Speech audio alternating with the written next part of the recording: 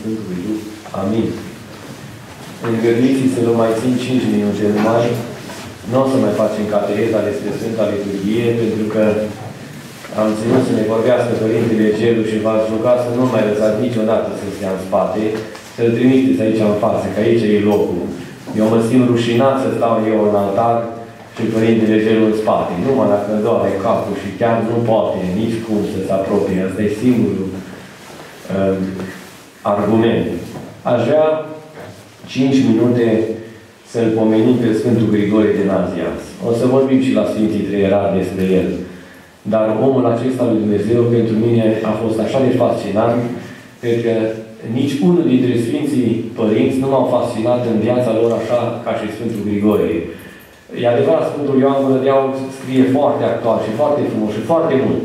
Dar Sfântul Grigore a avut atâta smerenie, vorbea Părintele Gelu înainte, încât a ajuns patriarh al Constantinopolului, l-au ales fără să-l cunoască. Auziseră numai despre el ce minte sclipitoare și ce viață duhovnicească are și l-au ales patriarh al Constantinopolului și a venit cu corabia în Constantinopol și toți preoții, episcopii, credincioși, mulțime foarte mare s-au adunat acolo să-l întâmpine când se dă jos de pe corabie. Se dau oameni jos de pe corabie, câte unul și la un moment dat vine și un călugăr în zdrență. Zice, mă, dar patriarhul nostru unde e?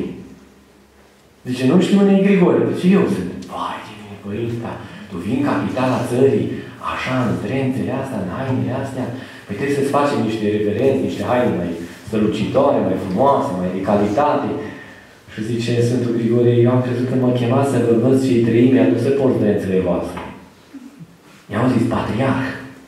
Și apoi când a văzut că îi ceartă, au fost și atunci certuri între preoți, între episcopi. El era cel mai mare, era patriarh tuturor. Putea să dea cu un pumn în masă și să pună rânduială peste tot. Știți ce a zis?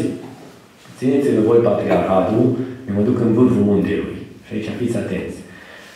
Mai frumoasă stare decât contemplarea Sfintei Trăimi, zice, eu n-am găsit pe lumea asta.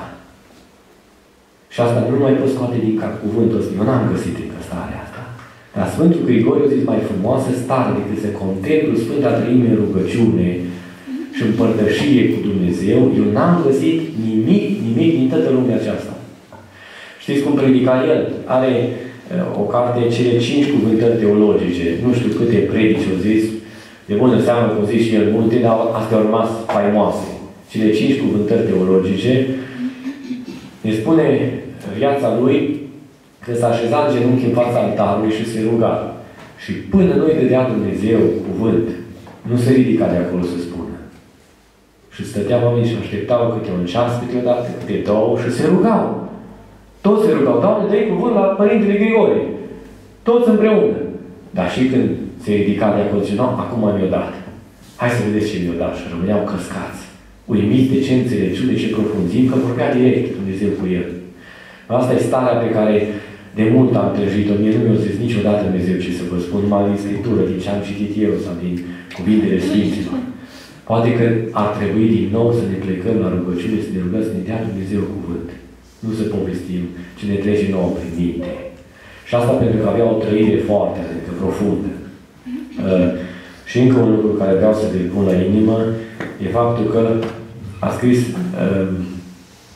un grec, Stelianus Papadopoulos îl cheamă, o carte, Vulturul rănit se numește. Vulturul rănit. Și așa e numit Sfântul Grigore. Vă rog să căutați și să o citiți. Cred că e o carte așa de cutremurătoare, încât veți și plânge, vă veți și bucura, vă veți și umple de nădejde, văzând viața acestui mare Sfânt Grigore de Nazianz sau Grigore teologul. Vedeți că în istoria Bisericii noi avem numiți teologi doar 3 oameni, știți? Mai nu noi ăștia seminariști, studenți, teologi. Dar asta e altceva. Teolog înseamnă cel care vorbește cu Dumnezeu. Direct. A fost Sfântul Ioan teologul, a fost Sfântul Grigore teologul al doilea și Sfântul Simeon, noul teolog numit. Aceștia au fost singurii 3 oameni care au vorbit și foarte limpede că au vorbit clar cu Dumnezeu, l-au văzut pe Dumnezeu și au trăit în bucurie cu El. Și culmea, știți care este? La mormântarea lui, în vârful muntelui, a ajuns un preot după nu știu câte zile, după ce a murit, pentru că el era singur acolo și l-au descoperit un ucenic de-a lui, a descoperit că e mort și s-a dus să-i facă singur mormântarea, creează bani atâta de mare că n-a putut să meargă nimeni la mormântarea lui. Iau, deci noi facem fasturi și la mormântări, noi ne înghesuim să avem laude și faină și omul acesta, gigantul acesta, nu știa cum să se ascundă de lume. El nu se certa cu nimeni niciodată.